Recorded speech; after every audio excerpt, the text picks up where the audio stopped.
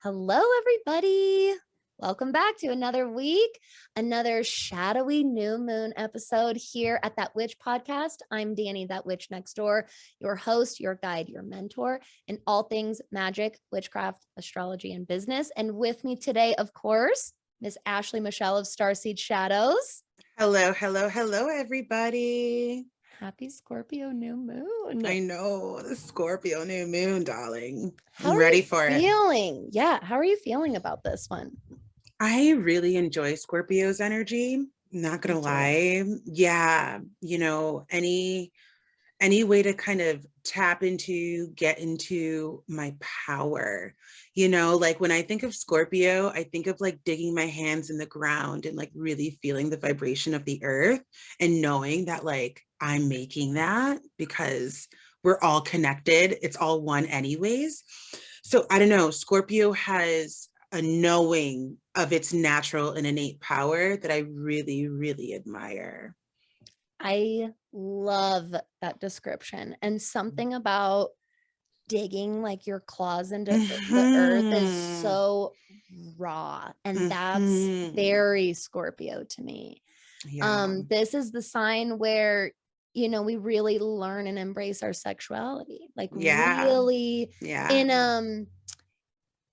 a ethereal way, I feel like, because there's so much pleasure in the 5th house in Leo, right? Like definitely.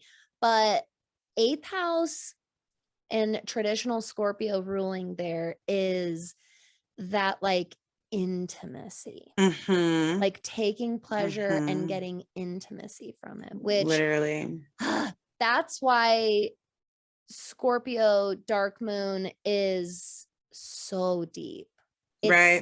It's almost like the darkest of the dark moons to me. Yeah, no, definitely. Now, Scorpio is technically considered in fall when it's in the moon. Or sorry, opposite, I meant to say. The moon is considered in fall when it's in the sign of Scorpio. Yeah. How do you feel about that? What do you know any Scorpio moons? I know a couple. I know a bunch and I understand why. Okay. So for me, the reason why I feel like it's considered in fall is because Scorpio like understands its emotions, but sometimes it doesn't understand its emotions, right? So I was actually just talking about this with a client. All the signs, we have our lower vibration of those signs, and then we have the higher vibration of those signs. So when I talk about Scorpio kind of sitting in its power, well, that's higher vibe Scorpio, but underdeveloped Scorpio or immature Scorpio or lower vibe Scorpio is still trying to understand their feelings and emotions and express them in a way that is received, if that makes sense. Yes. I believe that's why Scorpio gets such a bad rap. Like everybody's like, oh, you have a Scorpio ex, they're like stalking you outside, or like Scorpio this, Scorpio that. Like Scorpio gets such a bad rap in like astrology pop culture. And I think that bad rap just comes from Scorpio being aggressively misunderstood and not really growing into itself, if that makes sense. So when you're dealing with the moon and you're dealing with emotions in your emotional body, if Scorpio doesn't understand how to express how they're feeling, well, then they aren't functioning very well underneath the moon. Absolutely. Yeah. I very much agree. And I think a big reason too is I think that we talked about this on our first episode together, but you don't get born under the sign a master of it. Right. You come here to learn the traits and grow into it. Like you mentioned, we grow into our charts. I love that. And we grow into these energies. We do really start relatively unevolved in a lot of them for a reason, so that we have to go through the trials and tribulations to learn through them. And I will say that if you have a water moon, emotional regulation, emotional challenge, and working through emotional coping, part of your deal in this. 100%. I would agree with that. Yeah. I have a water moon. I very much, just because I'm very like, quote unquote, in tune with my emotions, doesn't mean I was born this master of them. I felt more born under control of them, if anything. and am really having to learn from like my Aquarius North Node and stuff, this emotional mastery that we can love and detach still, that we can feel and we can still detach. And so I think that I agree that the Scorpio energy that I've experienced in others is those that have a deep fear of facing their emotions. So especially when we have a new moon in Scorpio, anybody that struggles with facing their emotional state is going to have that stirred up. Right. And also expressing them. Like a lot of the Scorpio energies, like they know how they feel, but to tell somebody else how they feel, well, they should just know. Yes. You know, and I think that's a big problem that Scorpio energy comes across more often than not. And I think that's why they get so misunderstood, because they're not being clear, and they don't want to be clear because they don't want to be vulnerable. And it's this weird negative feedback loop with Scorpio energy, especially in the big three. I was describing to somebody about Scorpio and love. I think their Venus was in Scorpio or something. And it's like the person that's like looking at like all the kids in the playground, and they're all like, oh my God, that looks like it's so much fun. I really want to do it. And they're just looking. And then one of the kids like comes over to join them. And they're like, what are you doing? You're getting way too close. Like, that's Scorpio energy. Right. Do you want to hear the funniest story that's going to make you laugh? Because you just said that. So I'm Scorpio Sun exact conjunct my Scorpio Venus at 6 degrees in my third house. And when I was a little girl, we went to California to like Disney and Universal Studios. And this is in the middle of Nickelodeon's 90s kids heyday, right? So every single one of my friends is so jealous. And I was probably 6 or 7. And you used to get to go sit in the kids audience section because you get slimed, and you remember at commercial breaks. I remember all that. We went, and I was like, this is amazing. And the moment they tried to make me go sit with the other kids, I was like, absolutely not. I was like there strictly as an observer, like, and I'm like this small 6-year-old, like, and my parents were like, we felt so bad because you sat there and like tortured yourself and made you watch all these kids have fun. Stayed in the that is Scorpio energy all day. Is that not the most like self-destructive torture? And I just sat there like a sociopath. Scorpio energy all day. I'm rolling. That's fucking hilarious. That's why as soon as you said that, I was like, that's what I'm talking about. That's what I'm talking about. Life. Yes. Yes. Scorpio is that new meme that I've seen going around that's like me complaining that I have no plans on the weekends when really I never want to make any plans at all on the weekend. Right. That's Scorpio. I want you to love me, but I want to be allowed to like push you away the whole time. I don't want to have to do the vulnerability portion of it, but I do demand vulnerability of you. Right. 1,000,000%. I need trust, and I need that attachment and that bond to you. Right. But exactly. I shut those parts off of myself. I remember doing that when I was a kid and being like, I have friends that tell me stuff that they think I tell them the same amount of like things. And I was like, they don't know anything. Right. Super secretive, super closed off. I'll give you what I want to give you when I choose to give it to you, because I'm in control. Yes, exactly. And like there's a part of that that's so exotic and attractive that I love as well, you know, because Scorpio is just in such control of the situation, and that shit's hot. Of course it is. I love Scorpio energy. Yeah. Sex came out of the 5th house, and then like kinks came out of the 8th house.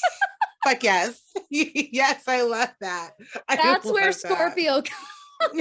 For real. And took control. That's what that made me think of as soon as you did that. I was like, so great. And then BDSM was born. Exactly. Literally, it's so great. Perfect. I love it. So, all right. So Scorpio, one of the biggest like traits that I love about it, that when I very first started studying, was I read in one of the early books that they're the only sign that generates its own life force. And that was life changing for me, because I have relied on my attachments so much, and I have relied on codependency so much. And so to know that I had this, I was like born with this superpower of individuality was really, really empowering to me. So I would love to know about your experience with rebirth. What has been the biggest transformation you feel like you've personally experienced in this life so far? We're getting my God. deep. We are getting deep. We are getting deep. That's just question one. Yeah, I guess so. So, you know, since we're going there, I think the biggest transformation that I've experienced in this life so far was I recently had weight loss surgery. Wow. Yeah. Yeah. Wow. And I know you weren't expecting that. No. I know. Yeah. So I had it on September 8th. I got gastric sleeve surgery. Wow, And congratulations. Thank you. Thank you. And I have not been announcing it. But I decided to purposely announce it here on this podcast. And then I guess I'll start talking about it. Yeah. Yeah. So yeah. And, you know, it was back and forth, back and forth. I have been in the gym, a fitness instructor, spin teacher for like 5 or 6 years on and off. And for me, my weight was like the one thing, right? It was like everything else in my life is absolutely perfect, but there's this barrier between me and my weight. I have Chiron conjunct my Jupiter in the first house. So that'll give you a little bit of tea there. Yes. Yeah. So when I incarnated here on this earth, my first house is in Cancer. Yes, Cancer rising. Yeah. Yeah. So, you know, that was one of the things. So I made this decision over the summer to go ahead and go do it. And I had to do, for anybody who's been through the process, you have to do a lot of things like psych evals and nutrition appointments. I didn't know that. I literally had to get sober to do this. So like I've been smoking weeds. Yeah. I've been smoking weed since I was 14. I had to stop smoking weed. I would smoke cigarettes socially, had to stop smoking cigarettes. I had to stop drinking. Literally at this point, currently in my life, I am the healthiest I have ever been, period. I'm so happy to hear that. And it's making my magic work better. My magic is working better. My sleep is better. Like literally my intuition is stronger. So all these beautiful benefits from making that decision, which, you know, is a deep one, you know, for those, anybody who listening who doesn't know, they take out 80% of your stomach. And everybody like in my support groups are like calling me an alien because I was like working out like 3 days afterwards and like walking around and still working. Like my healing process, like you had no clue I even did this, Danny. No, I was like, okay, Aquarius moon, alien. As soon as you said alien, I was like, oh, okay, welcome to Earth. Yeah. Dude, my healing process has been outrageously easy. Probably because you're just in the top condition your body's ever been in. Yeah. I will say that's actually really incredible that you have to meet all of those requirements. Yeah, they definitely that probably don't just give it to anybody. Up for so much more actual sustainable health. Right. That's exactly it. That's exactly it. Sustainable health and longevity. And, you know, there are different people that choose to get it. I know for me, health and fitness has always been in my background. So it was just like a missing puzzle piece. So I feel like we all go through journeys for a reason, but as far as transformation goes, like I'm also, Saturn right now is on top of my North Node, on top of it. Damn. In the 8th house.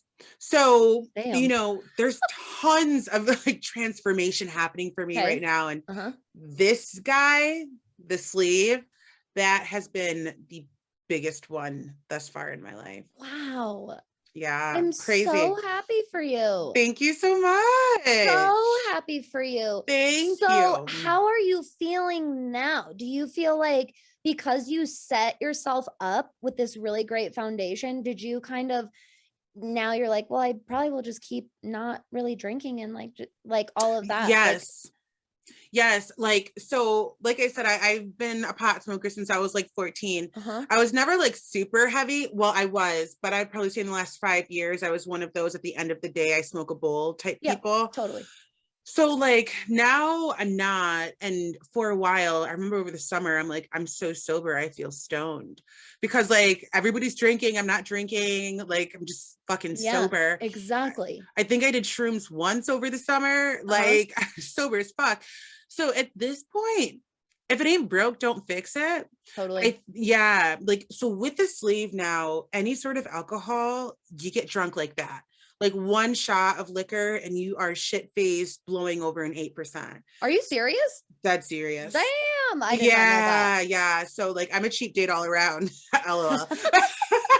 But, so in the event that I do like drink socially or anything like that, it's not going to be anything like I'm not going out to get shit faced and have a $50 tab. Like those days have sailed. Yeah. As far as smoking weed goes, I don't know. I may toy around with edibles because I really like edibles. I guess we'll just see what happens. At this point, I am just going with it all. I love that. That's where I'm at. I'm going with it in true Sag fashion. Yes, I love that. I've gotten really, really into alternative cannabis products too, because there was a book that I read called The Women's Guide to Cannabis by Nikki something, I can't remember, but I will link it for everybody. It is definitely for all genders. I don't know why it's specifically marketed to women. There's one section in the book I could kind of see, but it's actually just one of the most informative modern guides to being an actual adult using cannabis. And it was the most refreshing thing I have ever read. That wasn't just this long, like, we should be allowed to be idiot stoners all we want kind of a lecture. You know what I mean? Like, and that's the thing. Scientific, very well thought out explanation about all of the different cannabinoids, how they work together. It is what really like elevated my use from being that like young adult just user, recreational user, to really utilizing it as a sacred tool and medicine in my life. And that's the vibe. Yes, exactly. Because truly, like, I think that we can all make really smart individual decisions for ourselves. Yes. And this is big Scorpio stuff. There's a lot of like addiction themes and stuff in Scorpio because there's so much attachment. It's a fixed sign. So it's very hard to give things up once it forms an attachment. And I really think that we're kind of at a time where we're being really, really confronted. Yeah. Almost more than we ever have with some serious shadows. I've been seeing it more and more and more. So I would agree. My next question for you, based on all of that. So I know that you coach and guide clients specifically through shadow work.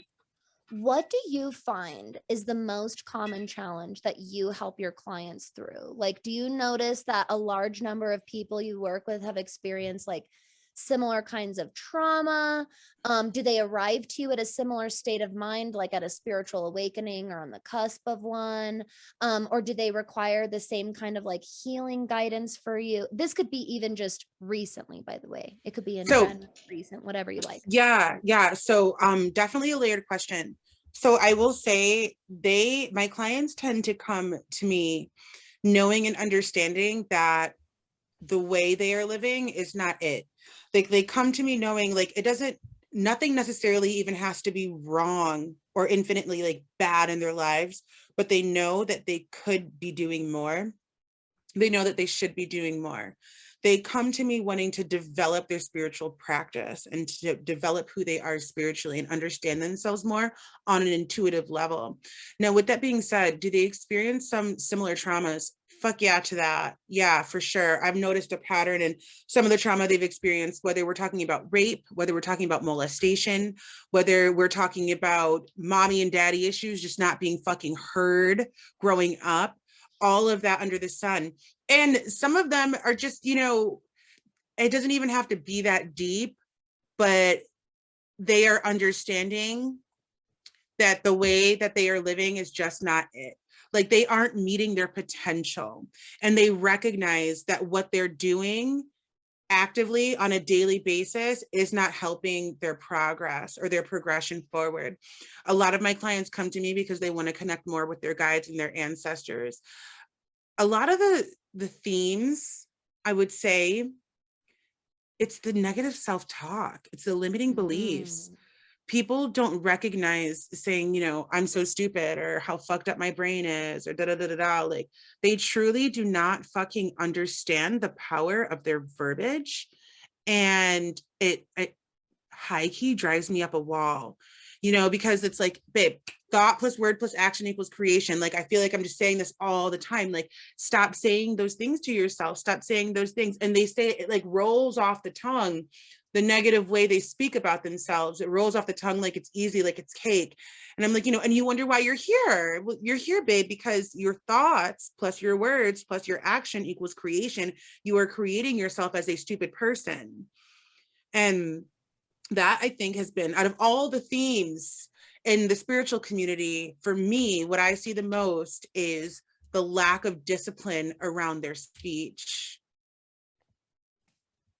I could not agree with this more, seriously, because this is what you and I were talking about before our call about the program that I do, and why I will always integrate shadow work into every service and offer that I do, because I'm sorry, if you don't come at it from mindset first, right? If you don't start by rewiring and redefining how you were like forced and conditioned to think, you are just going to continue creating the reality you always have been. Right. I think that's been one of the biggest things is, and this is perfect theme for Scorpio New Moon, because Scorpio houses power.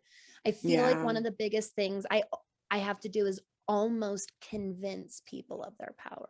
Yes. Like, you know what I'm talking about? Like, and I'm like, I know I sound like the crazy lady at this point, but I am not fucking with you. Like, right. You have this in you. Everything you need. And because we are taught to just have scarcity and lack mindset, literally, to keep these toxic, we're taught that we can't. Yes, exactly. High matrix. Yes.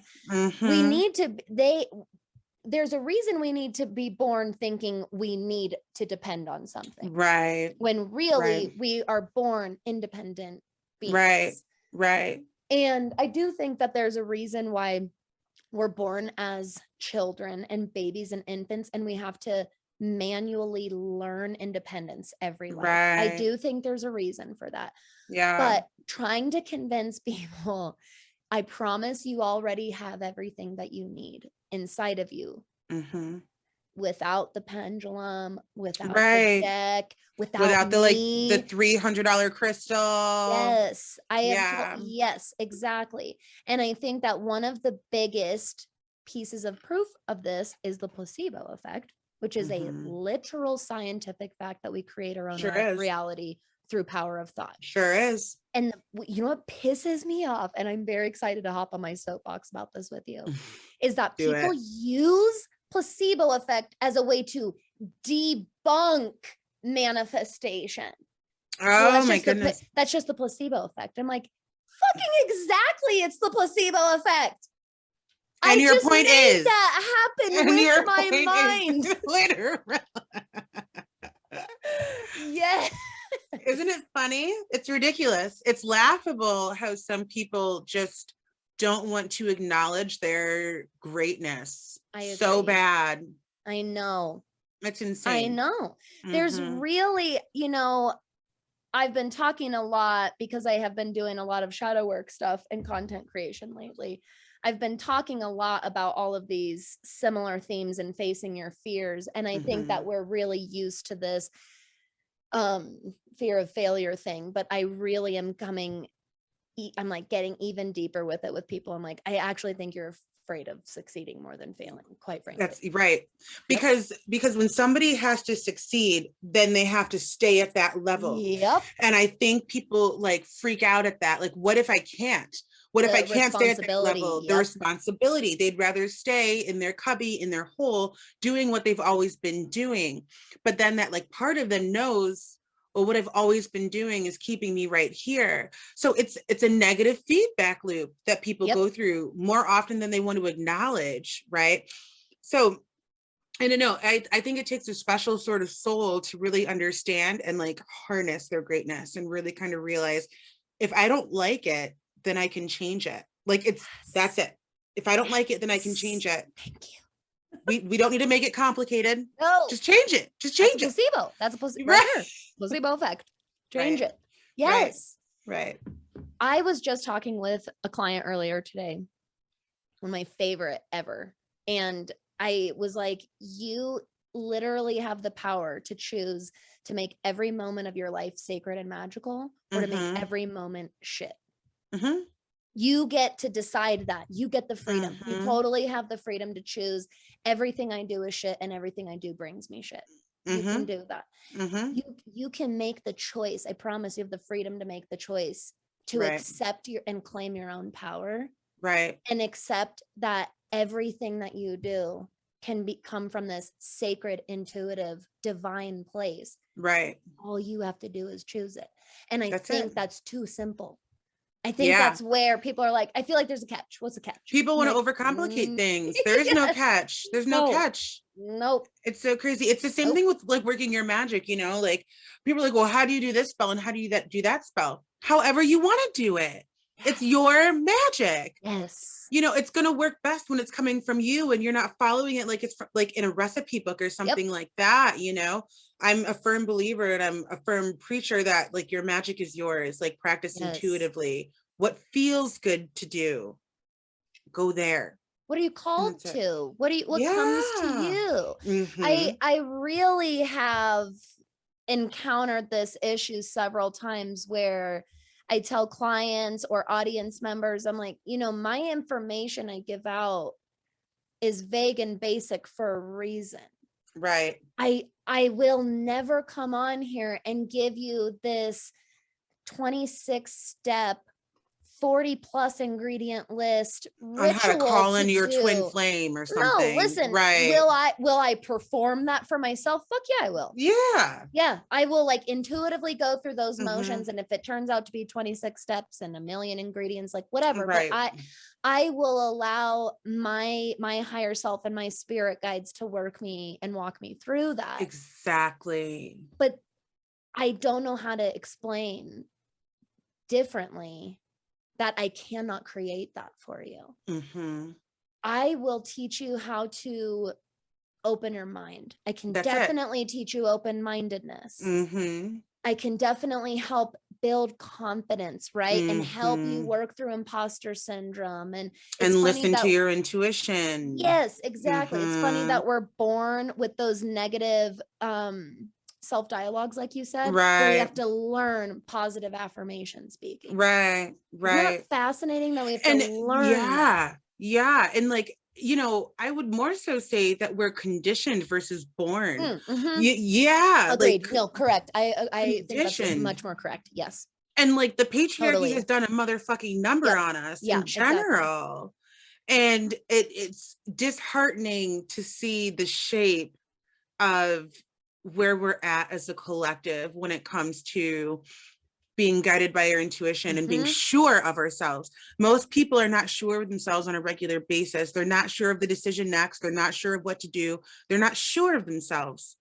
And Scorpio energy is quite sure of themselves. You know, Scorpio energy knows what's next and kind of sits in that power. So it's interesting to kind of see where we're at. And I don't know, hopefully we'll get it figured out, you know? I agree. That's actually the perfect segue into my next question. Yeah. So especially given the times, the state of our societies around multiple societies across the world, right? Including our country here.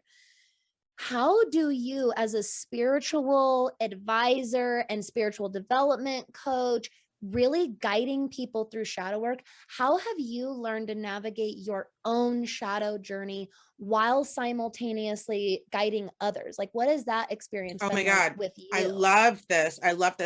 This also like goes back to my surgery too. you know, like, it goes right back to my surgery, my health, because, that was a big piece of my shadow journey. So it's like, here I am, I've been like a shadow work coach, oh my God, for a number of years at this point in time, super intuitive, super connected, super in love with my body, but knowing that I had grown out of it, knowing that it was time for me to evolve higher, to call myself higher, right? Knowing all of these pieces and recognizing that it was time to make a change, a big one. That was number one, doing that. And then going through the motions of, nutritionist appointments and psych evals and all of that, kind of going through that and understanding that aspect of, instead of me taking care of somebody else, allowing myself to be taken care of. That was what was really, really, really important. And then also incorporating my own therapy. I go to therapy, and therapy is necessary and important. It's so important. I could work at my altar all day and still talk to a therapist. It doesn't make me any less of a witch or a spiritualist. If anything, it makes me more stronger for the next person, because I am that much more self-aware. And that only helps me help you. Not to mention, and I'm sure you would agree with this, working with our clients, we learn from them as much as they learn from us. Yes. I was literally just talking about this. I think with my either my business or my brand coach. And I was like, honestly, I get just as much growth and transformation out of my clients and client sessions as I genuinely try to provide them. Seriously. I could not agree more. How many times do you show up and you're like laying it thick on for someone and you're like, oh shit, I'm totally talking to myself. I'm reading myself right now. Damn it. It's happened so many times where you're like in the middle of session, you're like, your guides are like, oh, we're doing a twofer today. I got it. We're doing a little 2-for-1 today. Yeah, for sure. It really is all about spiritual boundaries, physical, energetic, emotional boundaries. I mean, really, I think that being self-aware and making sure that you are also doing your own self-audit is crucial to being an ethical, spiritual business owner. Necessary. Yep. Yeah. I just don't know that you could call yourself a very ethical spiritual owner if you're not looking at your own shit. Anyone that wants to go in business with you or have you buy their services or readings that's not willing to look at themselves as realistically as they supposedly want you to is honestly probably a scammer straight up. But for real. Yeah. Or they're just a very unaware person. Yes, there's some stuff going on regardless. No matter how you dice it, there's some stuff going on. Exactly. It's so true. It's so true. Now, Scorpio, I am about to go there, everybody. I'm going to go there. I'm going to give a full trigger warning and everything, because we cannot not talk about death and talk about Scorpio. Sorry, but I'm not sorry. The rest of the questions I have for Ashley are about death, grief, spirits, afterlife stuff. So trigger warning for all of that. But my first question is, do you personally work with like spirits? And I know that you work with your ancestors. Do you also work with passed on loved ones that you knew like in life and things? Do you work with spirits at all? Yeah, I do. So I have been very, very blessed where I haven't lost too many of I haven't lost any of my great aunts yet. I've lost 2 of my great uncles, and I have stuff on my altar to them and just like acknowledging them and all of that. So when I am calling on my ancestors, when I'm doing my root work, I'm also connecting with them as well. And so I love that. So they're incorporated, they're in there, that's for sure. I have my great uncle's Bible on my altar. Yeah, and I'll like read from that for a spell I might be working on or something like that. So yeah, they're definitely incorporated in there for sure. I love that. Now, what about with clients? Have you had to incorporate any of that work in with your clients in the past? No, actually, no, I haven't. I have gotten clients. Well, that's interesting that you say that. So I don't, I guess you would say, market myself as a medium or anything like that. Have I seen dead people? Yes. But it's not a muscle that I work with often. But I did have a client last week who was asking about somebody close to her that passed. And I saw them and was able to describe them to a T. And I was able to deliver that message to them that they needed. And that wasn't in the plan, like the reading that we were doing was not a reading geared towards anybody that had passed. So it kind of, I guess what I'm getting at is if I were to work that muscle more, I'd probably be deeper in there. But I give a lot of my energy to my spiritual development. So it's a different muscle, as I'm sure you know. I love the way you're describing that. I could not agree more. It is definitely a specific muscle. So I have personally experienced an above average amount of personal death since I was a child. And I didn't realize that it was a larger amount until I got older and I went into therapy, and actually had a couple different therapists tell me that. And it started really clicking, especially last year, because I find, that's why I had asked you earlier if you had any common themes with people. I find that dream clients, anyone that is working in the dream realm, interested in or getting a lot of strong messages there in particular, and then anyone either going through a specifically traumatic or tragic death, or freshly just did, that is, it happens over and over and over again. I'll get somebody that we're talking within the last few months, always like one right after another. And I do practice strengthening that muscle. It has been petrifying for me because I was again born Scorpio, so I'm here to learn to cope with death.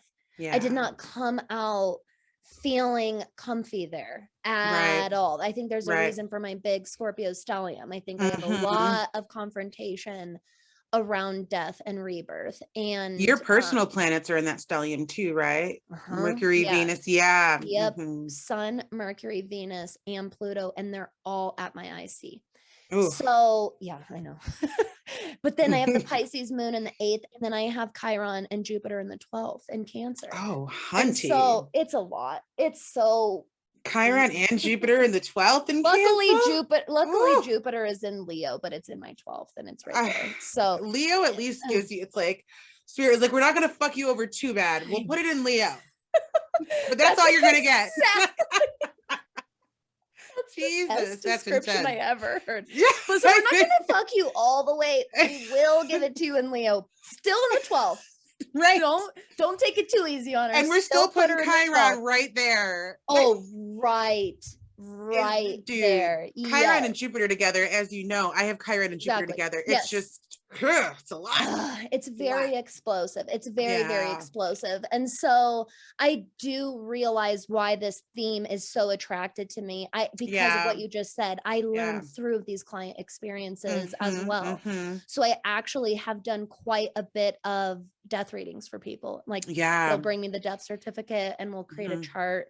And I'll do basically a synastry reading with their natal chart and this person's passing. So I've never heard of that. That's actually pretty cool. I made it up one day. I kind of did it for this. Yeah. This is the astrological work I'm talking about. This is an astrologer being a fucking astrologer. I love that shit. That's so exactly. Much. She came and she was like, I don't know why I'm so drawn to you, but there's something. Another one who was like, my grandmother just passed away. She had some really crazy like synchronicities around it. I'm trying not to call them coincidences anymore. She had a lot of synchronicities around it. And so it kind of just came through. Spirit was just like, here you go. And I just said, I can read a death chart because I read them for myself. I've had quite a few friends pass away the last year in particular, and I've made death charts for them. And that's really where I came up with it, because it's just the thing that helps me understand it all better. Hell yeah. Get some clarity. Exactly. I don't do that is not Scorpio shit. I don't know what is. Yeah, exactly. I know. Over here making death charts in the corner for people. Yes. That It's is Scorpio all really, day. it really, because every death that we do experience, whether it's our own or others that are close to us, is there's a transformation there and there's a journey there, because that's why Scorpio is the sign of transformation. Right. Death is inherent in transformation. Sure That's is. the hard part about all of this, I think. Now, this gets us even deeper and I'm really excited. So, okay. Like I said, I want to talk about it. Life, death, rebirth. We all know that there's the biggest stigma around speaking about death. And personally, I attribute this to a very, very deep, fundamental, collective fear of dying among all humans. We're the only beings that we know of that know and are aware of their death, the inevitability of their death. Again, animals might, but based on what we know. As a death witch, I intentionally incorporate conversations surrounding all forms of death with my clients, because that's my way of helping break through this barrier and this fear and this stigma. What, Ashley, is your take on our fear of death as humans? And what's your relationship like with death? Ooh, I love this question. And maybe how is that even maybe morphed throughout your life? Yes. Oh my God, I love that. So I'll take the first part first, obviously. So my take on the collective fear of death, I personally attribute it to like humans being human and our need to consume. Like if we die, we can't build and create and be more and make all the money and do all the things, So as far as the collective goes, there's this like umbrella of people wanting to continue to consume. I mean, look at what we've done to our earth, over all these years. Like we don't know when enough is enough. So for me, my take on it is death stops that. And it's a very 1%er take on it. My take on the collective fear of death is like the 1%ers just can't create anymore. And that's the vibe. And also I think there's a natural fear of getting old. Yeah, I think there's a natural fear of getting old for people. And I'm still kind of developing my feelings around getting old. Because for me, getting old and dying are two different things.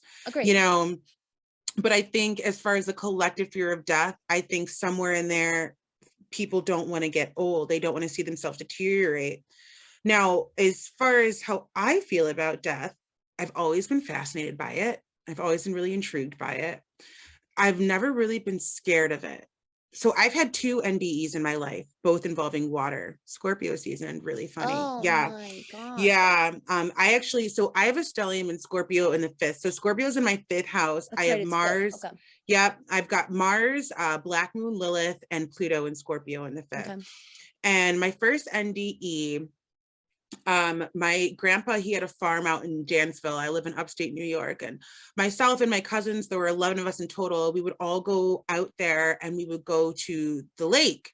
And so we're all in the back of his pickup truck and we get to the lake and, my sag ass is like, I'm going. So I go with all the big kids. I'm like 9 or 10 and they're all jumping off of the side and they're all taking turn. The lifeguard is there. And then it's my turn and my ass can't swim. So I jump off. It's a lake. It's a fucking lake, deep as fuck, never touch the ground.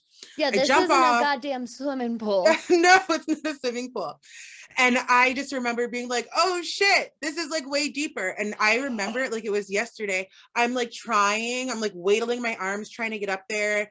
And I see the lifeguard's hand out as I'm like drowning. And then I remember just like letting go. And just like, that's it, like just letting go and like seeing that light, just like how you see in fucking movies, seeing the light get smaller and smaller and smaller. And then I heard him off the side jump into the water and come and get me. And he got me out. And then everybody's looking and they're like, are you fucking okay? And I'm like, I am 11. And so that was my first one. After that, my dad taught me how to swim. The next one I was in Ecuador in 2011, 2012. I was about 20, 21. We were all going whitewater rafting, and I had already been up here at the Dax. So a bunch of the people I was with hadn't been. So I'm like, I got this, no big deal. Da da da da da. So they go to put the life jacket on me, and for reference, I am a 42G, my boobs, huge ass tits. Okay. So they go to put the life jacket on me, and I'm like, this is too tight. I'm a strong swimmer. I know how to whitewater raft. So I have my friend loosen it up. First mistake. So we're whitewater rafting. These are like level 4, level 5 rapids. I'm like, yeah, let's get it. Let's go. Boop. I hop off the boat. Like I fall off the boat. I'm like, okay, I know what to do. Let me get my little paddle thing, hold it against me. Right. And we're on a little we're in between rapids. Okay. And I get over to the boat, and he tries to pull me up, and my life jacket goes up and over me because my dumb ass loosened it. As this is happening, we're floating towards more rapids. I have to wait. Literally, like, so the group I'm with, they're watching me off the side. Like, literally, we went over rapids with my ass getting sucked underneath the boat in fucking Baños, Ecuador. So literally, I'm holding onto the boat, getting sucked underneath, just like taking in all this fucking water. It's fucking crazy. Taking in all this water, hopping back up. There's more rapids, getting sucked back underneath.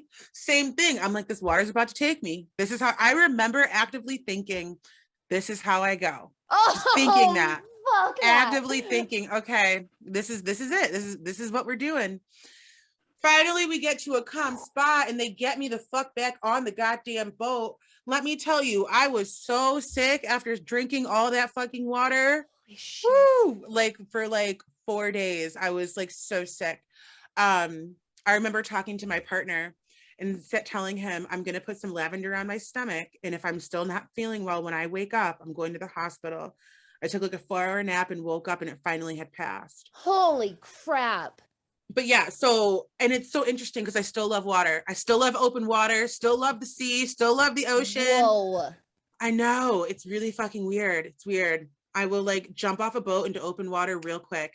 Oh my God. I love open water. I love ocean. Yeah. I think that's the Pisces moon, 8th house. Like the depths part doesn't intimidate me. Like in fact, I love that part of it. I could easily drown in the ocean and not be scared of it.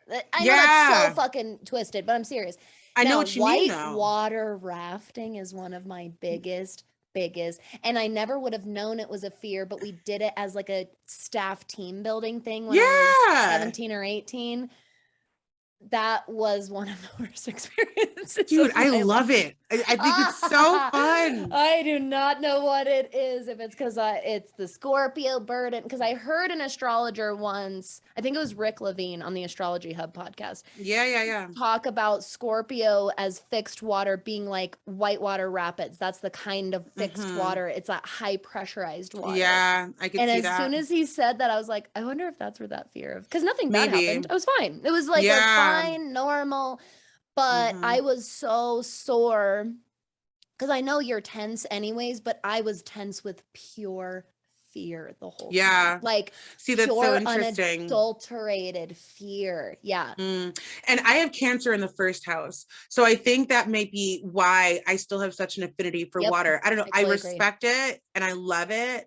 But so just going back to your question, I don't really have a fear of death. I'm really fucking intrigued by it. And like one of my biggest things is like whenever I go in this life to like set a strong intention, like if I go slow, I did have a palm reader once tell me that I would be here until like I was 86 or something. But we'll see. Whenever I go, I want to set the intention for me to fucking remember, like, can we please remember? That's my thing. And maybe it's the Sag sun in me.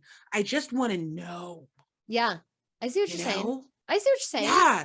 How does it feel? What happens next? Are we reborn? You're like such a Sag. Oh my God. Like you're in like, the middle I need of the knowledge part. I need to know the awareness. Like when you die, is that being reborn? Like is death actual rebirth at the same fucking time?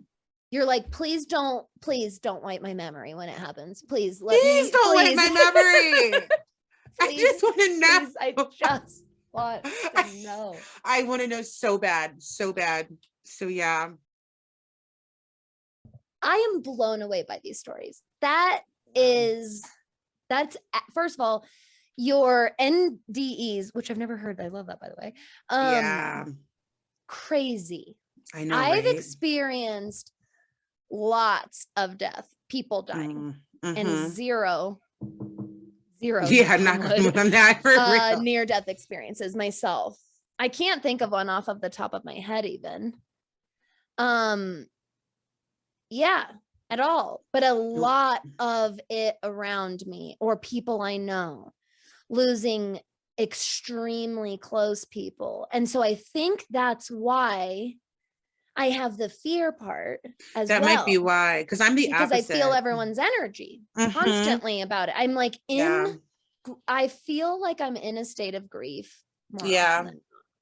Yeah, see, that's crazy. And that's unfortunate to hear. And my whole life, I can count 3 people that have left, and they were all elderly. Knock on wood. I have not, knock on wood, lost that many people at all in my life. So it's really interesting how opposite we are. And I'm over here intrigued by it. And you're like, fuck no. Yeah. Yes. And my thing is very similar to what you were saying about with the collective, where mine is very FOMO based. I'm going to miss out. I've worked for so much in this life. My thing is like the things I've worked for is like my family. Like I don't want to leave and not be able to see X, Y, or Z. Or my husband and I finally came back together in this life. Yeah. And I'm constantly like, are we going to get split up again? And like we've had those conversations, honestly. Which again, perfect segue into our final super deep question here. I want to know how you perceive our afterlife. What do you believe that we experience after our physical death in this life? I'd love to talk about any kinds of experiences here that have led you to this, whether it's like spirits, ghosts, angels, reincarnation, shadows, really anything. But I'd love to hear your take on afterlife stuff. Well, even though your Sag is like, well, I am curious, but I really want someone to teach me and show me. I just want to know, like, so, you know, that's the $1 million question, I feel like. And so what I've deduced down thus far in my 31, almost 32 years of living is I definitely believe in ghosts. I believe in spirits. I believe some people get stuck here. Now, which ones, how they get stuck, and for how long, I'm still trying to figure out. One of the reasons why I believe that is my grandfather who had that farm, he died in a really tragic way. He fell off a ladder, and he was my grandmother's like first love. And when I was like, God, somewhere between 9 and 11-ish, I saw him clear as day, like the day after he died, or like the same day, can't remember, clear as day, standing at my screen door in his plaid shirt and his overalls that he would always fucking wear, just like looking at me with these eyes, like he wanted to tell me something. It was the most clear I've ever seen anybody after death, and I will never forget it. So I was petrified. So I never got whatever message she was trying to give me. I was a child. So I do believe in ghosts for sure, and spirits. I also believe in reincarnation. One of my biggest beliefs is that we continue to reincarnate until we reach the highest version of ourselves, until we get to our highest potential, whether it's here on Earth, whether it's through starseed lineage, whether it's through the angelic realms, like whatever it is, we continue to do that. So when we are done here in Earth school, what happens after that? I don't know. So like, I've been told by more than one person that this is my second incarnation here. If this is my second incarnation on Earth school, and after this guy is over with, I figured it out here and I've gone through the training, if you will, where do I go then? I have no fucking clue. but I do think that the world is their oyster. And I do think that if I want to be a fucking star, then I'm going to be a star. Or if I want to be a black hole, then I'm going to be a black hole. I've always been obsessed with those two. Not to side note too much, but there's a lot of theories out there that black holes are stars dying. And I find that really fucking fascinating. Like, and then where do they go and what happens with that? You know, what happens after we die is still, it's the $1 million question. I do think it's not as simple as just going in the ground. I think we incarnate here with a soul team, a soul tribe. And I think the people that we meet and in this current life, we've met for a reason, and there's lessons that need to be learned and given. And some of those people go with us to the next one. And some of those people we finished, and that's okay too, you know? I totally agree with that. Yes. Yeah. I believe in reincarnation. I believe that we choose our charts. I think that we choose our placements. I think that we choose our, so one of my most recent theories is I believe that all children volunteer as automatic lessons for their parents. I believe that all children are automatically born as lessons of whatever kind of reflection. I love all of that. Not all parents accept the assignment. Right. But I do believe all children volunteer for that. That's really fascinating. That makes me think about my relationship with my parents. That's so interesting. That's why I've been thinking so much about it, because there are so many parallels, my daughter to me to my mom to her mom, but at the same time, so different. Right. So incredibly different. And so, and I am seeing this growth, and I am seeing this progress generation to generation. And that's when I was like, so each of us is a little bit unique to the next, teaching the unique lessons that that parent needed to learn. It first came to me in a really, really, really deep meditation that I was in. And I had a deity tell me that this was the first life that my mom is my mom. This is the first time. And because I love my mom and I'm very close with her, but there is this parent-child weird dynamic that's not very traditional. Parent-child. It feels out of balance a lot. And I think that then what was fascinating is this happened. I had this meditation in end of 2019. I remember because I journaled all about it after. And then probably 9 months or so later, in the thick of COVID and everything, I just remember it was a lot later. My mom and I had been talking about, I had a past life regression done. And so I was talking to her about it. And she was like, did I ever tell you that I had a past life reading? And I was like, no, you've never told me that before. And she totally had mom lessons. I think that I volunteered to help her learn her mom lessons and work through, I think that is her beautiful trauma. It was really crazy listening to her. I know that the child she's talking about in this other life that this lady told her about is not me. I know it's a different soul. And yeah, it's really, so it's directly linked to a deep, deep, deep seated phobia that my mom has. Are you guys ready for this? This is just crazy. Let's just do it. Scorpio, dive down deep. My mom has a deep fear of rodents, okay? Mice and rats. Oh. And I mean, I did not expect that. Legitimate phobia, like not pulling your chain kind of a thing. You know what I mean? Like not trying to get attention. Like she will freak the fuck out. Like goes into shock practically. Yes. So I wasn't even allowed to say the word mouse when I was growing up. What about guinea pigs? Not a fan. She's not really. Rabbits, no. The absolutely nots are mice and rats, but all other rodents are also off of the table. There will be no rodents. So she told me that this lady told her that she lived during the bubonic plague. I knew you were going to say that. Ooh, I knew you were going to say that. I could tell in your eyes. I knew it. Woo. And rats killed her baby. Oh my God. Took her baby from her, and it happened in her arms. And she told me this lady told her all of it. And she was born in this life carrying that trauma. and she's here to face it, obviously. And you know what? She did tell me, and I'll hand it. This is a perfect example. You got a choice. I did tell her, I was like, technically the lesson is to face it and overcome the fear, obviously. Certainly not to ignore it. I will tell you that. Right. But she did tell me, and she was very polite and respectful about it, but she was like, I don't know that I want to address that in this life. And I was like, and you get that choice. Yeah. And that's why we So do it relive runs deep things. for her. Wow. Yes. It was fascinating though. And she has never told me that story before, ever.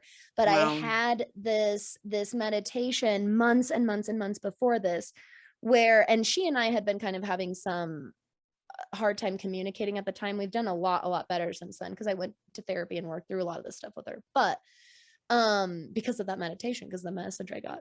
But she, the deity, let me know. She was like, this is the first life she's been your mom. You are here to help her work through these specific like parent traumas that she has. Do not give up on her. Do not just cut this relationship off or whatever. And so reincarnation, past lives, alternate lives, right?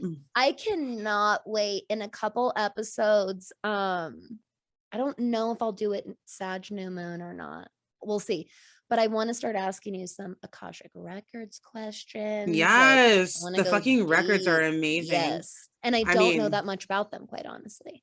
I think it'd be great for the Sag New Moon, as it's a solar eclipse. That's what I figured. Okay, perfect. Then I'm gonna add that on next time, because Ashley accesses the Akashic Records, and again, it's something I know very little about. I know what they are, and that's it. And so that's why I think it's so fascinating that you can work in them. So I'm very excited to ask you about that. But yeah, for sure.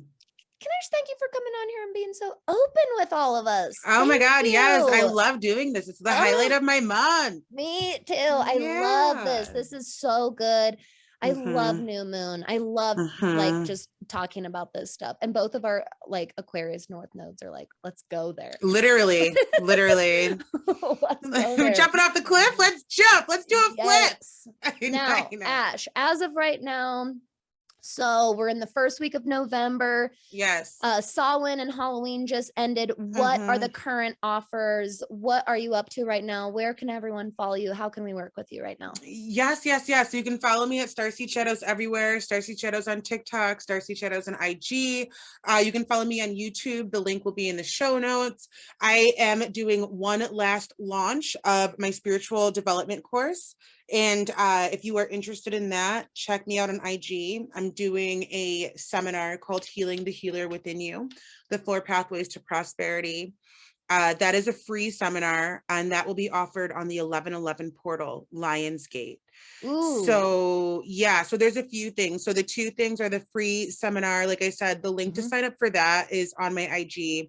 I'll send you a link too for the show notes. Okay. And then I am not doing any more spots for my coaching until January. So right now you can sign up, but after the month of November, after the 1111 portal, it's closed until January. Got that? Closed, because it's the first week of November right now. So hop on that if you want to be jumping on that before 2022. Right. Okay. This was so good. Oh, thank you for getting deep with me. This was amazing. Everyone, thank you for joining us today. This was so much fun.